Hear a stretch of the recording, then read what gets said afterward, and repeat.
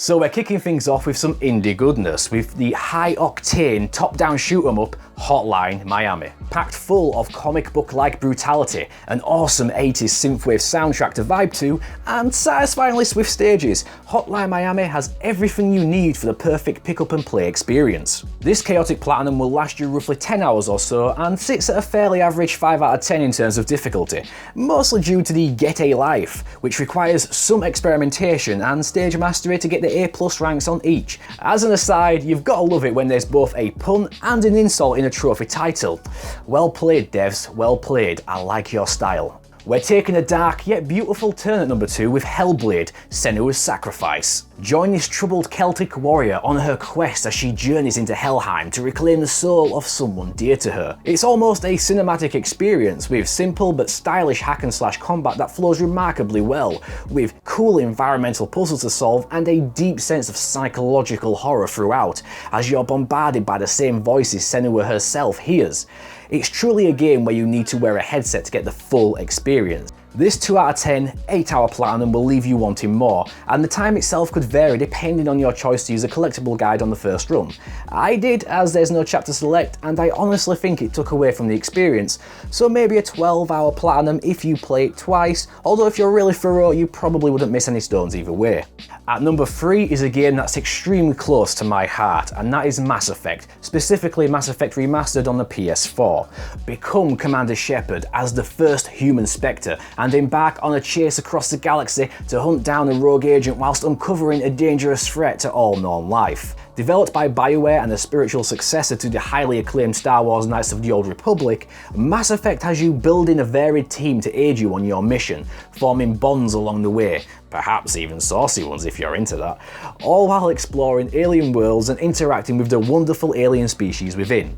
And to reiterate, this is the PS4 version, and the reason is because it's a much easier and swifter platinum experience. It only requires one playthrough at around 20 hours, with a loose guide for a few missables. It's rated at 3 out of 10 difficulty, but of course that depends if you choose to play Insanity mode, which isn't required for the platinum, it's just a separate DLC list.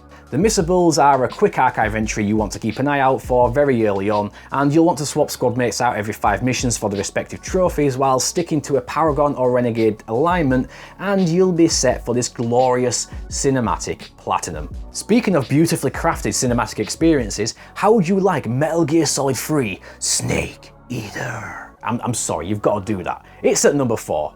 Set within a fictional Soviet rainforest at the height of the Cold War in 1964, you play as Jack, or John to be accurate. Metal Gear Solid 3 shines as a 60s themed spy thriller as you infiltrate your way past Soviet troops, applying camo to blend into your surroundings and hunting the animals of the rainforest for sustenance, as well as ghetto medical supplies to treat any injuries you may obtain along the way. Even if you've never played this game, you've probably seen the memes or the legendary ladder climb that goes on for days with the Bond-esque Snake Eater theme played in the background, which is just glorious. Or to say it all in one single word, it's the Shagohod. What a name. Now yes, this is a PS3 title, but it's available on PlayStation Now for modern systems, and it clocks in at a 3 out of 10 difficulty, which means it's probably the easiest Metal Gear plot out there, and even though it's possible to finish in a single 10-hour run, I'd highly advise against it as you would have to use a guide, and you really want to do a virgin playthrough when it comes to Metal Gear Solid 3 the first time round. At number 5, it's the stellar 2020 remake of the cult classic Destroy All Humans. Join Crypto137 in terrorizing the poor citizens of planet Earth within a comic rendition of 1980s USA.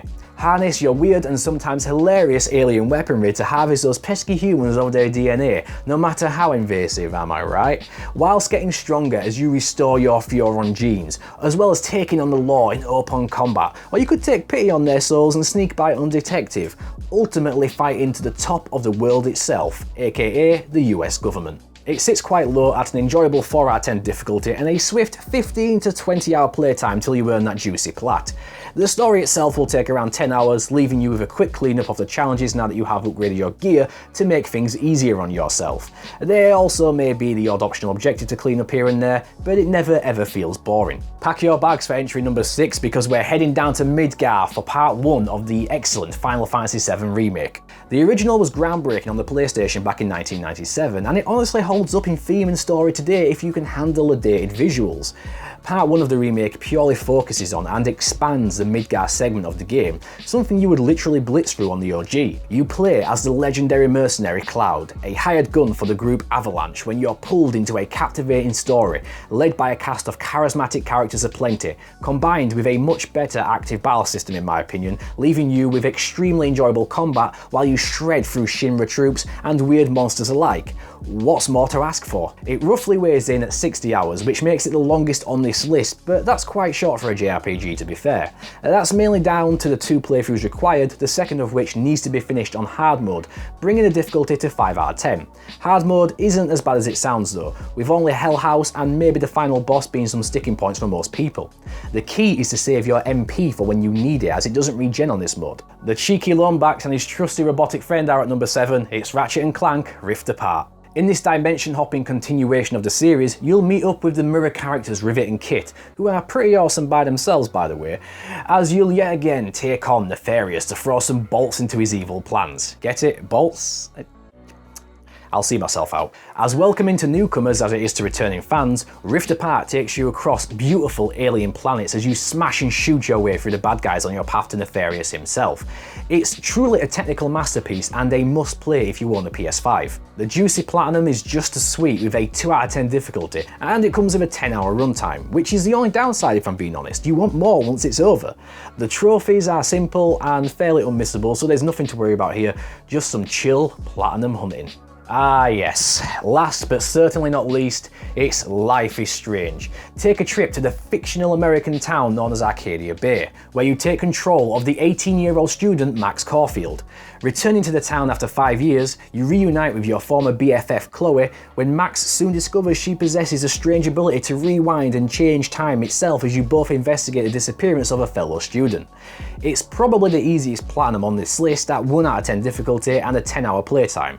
The only trophies you may miss are for optional photographs, but don't sweat it, there's a chapter select for easy cleanup.